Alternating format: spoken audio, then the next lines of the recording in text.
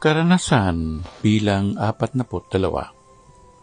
Sabado, 22 ng Hunyo 2024. Ngayong araw na ito ay may programa kami ng alas 6 ng gabi sa Radio Pilipinas 3 Alert or RP3 Alert.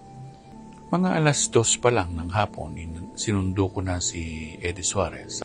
Punta kami ng Philippine Information Agency sa Visayas Avenue, Quezon City. Subalit, inabot kami ng halos mahigit 3 oras sa biyahe. Indulto naman mga alas 5:30 nakarating kami para kami magradyo.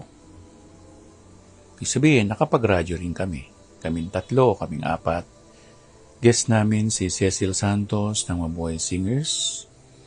At kasama pa rin si Eddie Suarez at saka si Nico Rong. Pero grabe ang ginaanan namin traffic. Hindi lang mahigit 3 oras. Paikot-ikot kami pagdating namin ng Quezon Avenue dahil inilihis kami ng trafiko. Dahil nagmamarcha na yung mga LGBTQIA. At yung nga ang tinatawag nilang Pride Festival na ginanap sa Quezon Memorial Circle. Ang buti ka mo, marunong dumiskarte si Fred, ang driver namin. At mayroon pang itinurong daan si Eddie Suarez. Kaya nakarating kami sa PIA nang hindi pa oras ng programa. Pero yun pala, yung techman namin na si Julius ay nag-aalala na kasi nga wala pa kami.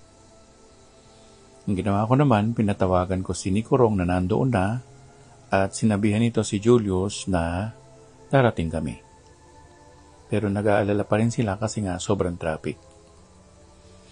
Nung umuwi na kami natapos yung programa namin ng alas 7, biglang bumusang ulan. At ang mga tao na nanonood sa Quezon Memorial Circle ay nagpulasan na ng takbo. Nawala ang audience. Nawala ang programa.